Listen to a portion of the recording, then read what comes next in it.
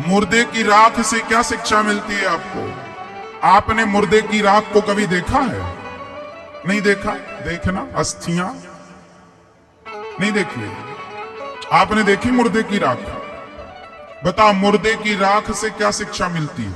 मुर्दा हमें कितनी बढ़िया शिक्षा देता है, जितना बढ़िया ज्ञान हमें मुर्दा दे सकता है कोई नहीं दे। कोई गुरु ऐसा नहीं है इस धरती पर जो मुर्दे से बेहतर ज्ञान दे सके। क्या ज्ञान है मुर्दे का? मैं शुरू से सुनाता हूं। जब आदमी मरता है तो अपने यहां परंपरा है, मुर्दे को जब ले जाया जाता है तो मुर्दे के ऊपर मुरमुरा, बतासा या मखाना फेंका जाता है। बोलो हाँ। अच्छा, मुर्दे को अर्थी में बांध कर ले जाया जाता है।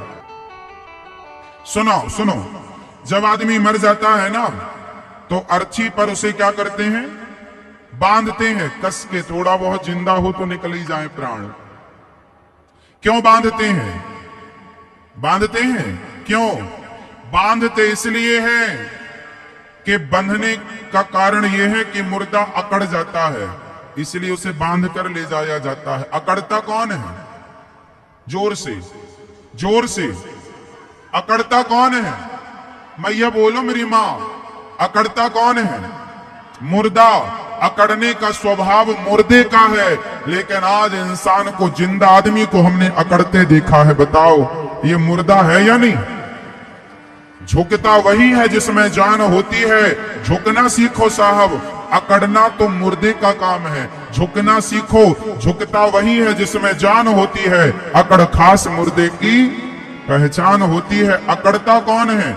मुर्दा। इसलिए बांधा जाता है। इसलिए जीते जी यदि अकड़ रहे हो तो जरा कम कर लो अपनी अकड़, मुर्दे से सीख लो। उसकी भी अकड़ ना चली जो चिता पे जल रहा है, तुम्हारी चलेगी? तुम जैसे हम जैसे कितने जल गए और कितनों की राख बन गई। तो पहला मुर्दे को बांधा जाता है। दूसरा, मुर्दे के ऊपर मखाने, बतासा या मुरमुरा, कहीं मुरमुरा कहीं बतासा कहीं मखाने बरसाने की परंपरा है। पूरे भारत में अलग अलग जगह की अलग अलग परंपराएं, पर बस बरसाया जाता है। आप क्या क्या बरसाते हैं? मखाने या मुरमुरा?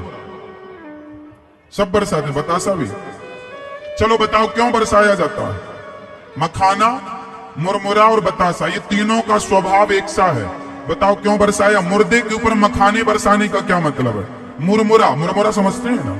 मुरमुरा, मखाना या लाई या बतासा, क्या क्या मतलब? क्यों क्यों बरसाते हैं? इसलिए बरसाते हैं क्योंकि मुरमुरा फूला होता है, अंदर से फूला। बतासा भी फूला होता है, मखाना भी फूला, और लाई तो बहुत फूली होती है, लेकिन पांव रखते ही पिचक जाते हैं ये सब। तो मखाना बरसा करके ये मैसेज देते हैं समाज को, देख लो जब तक ये आदमी जिंदा था ये भी फूला फूला घूमता था जी, मुझे जानते नहीं, मुझे पहचानते नहीं। अभिमान की हवा भरी थी इसमें। कौन सी हवा भरी थी? जोर से मैया सुनना। आप लोग भी तो चलती हो ऐसे ऐसे, हमारा मंगलसूत्र, हमारा रानी हार, हमारा ये। तुम्हारे अंदर भी तो हवा भरी है अभिमान की। और पुरुषों की तो छोड़ दो, इनके पास जरा दो पैसा आ जाता है ना तो ऐसे ऐसे चलने लग जाते हैं, छाती फुला के। साहब छाती फुला के ज्यादा ना चला करो। मखाने की तरह पिचक गया। मखाना इसलिए बरसाया गया दुनिया को बताने, लो देख लो जब तक ये आदमी जिंदा था बड़ा घमंडी था, अभिमान में चलता था। अब देखो सारी अकड़ निकल गई, पड़ा है, कोई हिम्मत नहीं इसकी उठने बैठने की, पिचक गई ना। ऐसे तुम्हारी हवा भी एक दिन निकल जाएगी और ऐसी जाओगी। इसलिए घमंड किसका, किस बात का? इसलिए मखाना बरसा के ये मैसेज समाज को दिया जाता है, पर तुम्हें तो सीखना कुछ नहीं है। तीसरा, मुर्दे के ऊपर पैसे बरसाने की परंपरा भी है। बोलो हाँ। आप लोग बरसाते हैं? क्या बरसाते हैं? 10 के नोट, 20 के नोट, 100 के नोट, 2000 के नोट, या सिक्का, चवन्नी, 1 रुपए, 2 रुपए, 5 रुपए, 10 रुपए, हमें पता है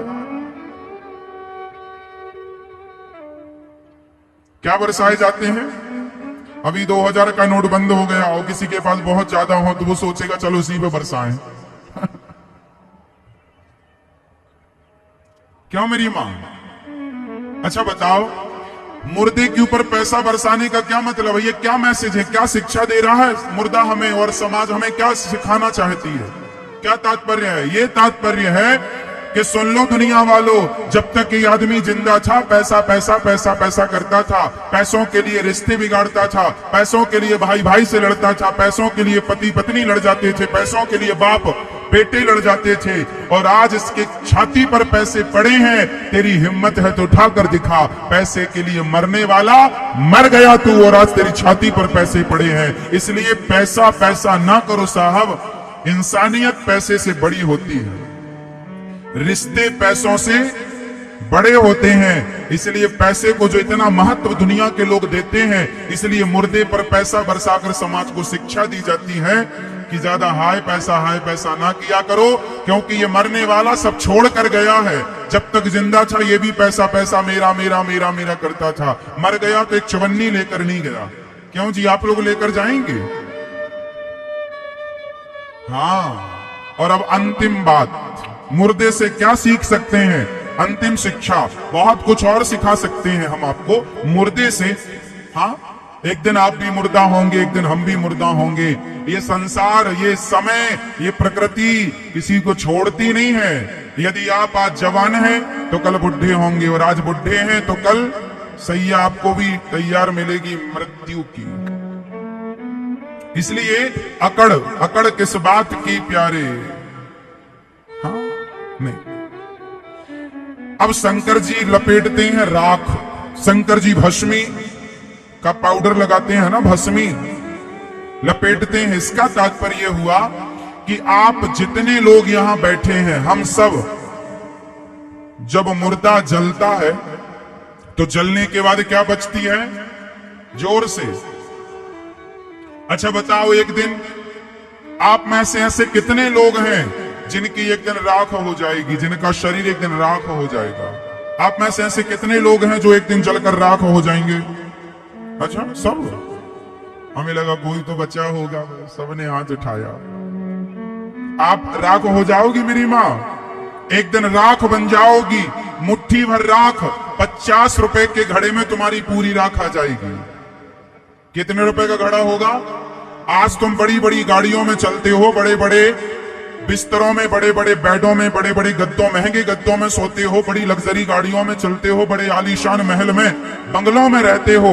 लेकिन सच्चाई यह है कि इन सब से निकलकर एक दिन तुम्हें 50 रुपए के घड़े में समाना है।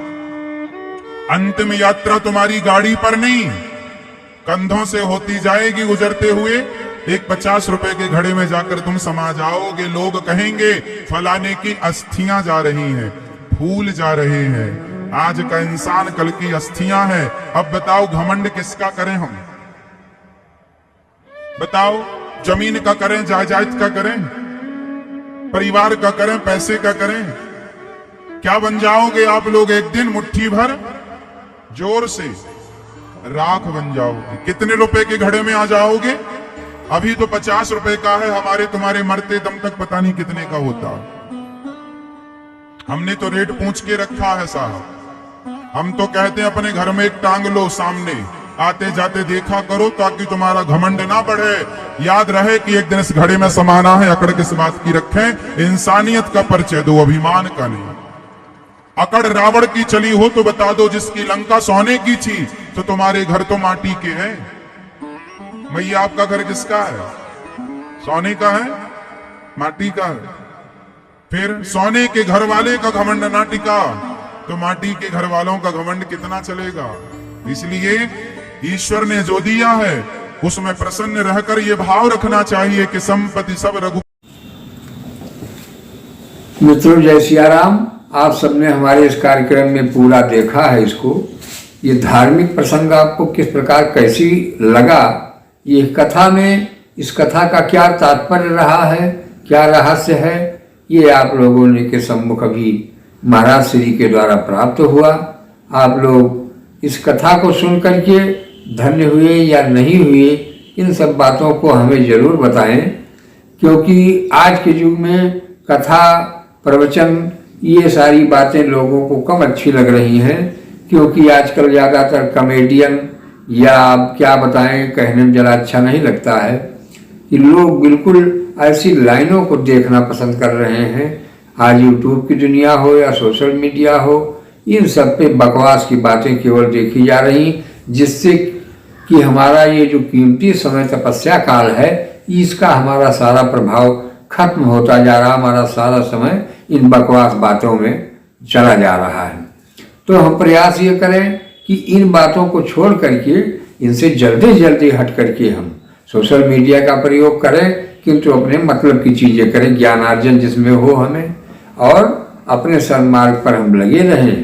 कुछ ही समय तपस्या होती है, इसके बाद तो सिद्धि और महासिद्धि और प्रसिद्धि ये सभी चीज़ें मिलती ही रहेंगी। तो हमें सिद्धि प्राप्त करने के लिए तब तक तो तप करना ही पड़ेगा।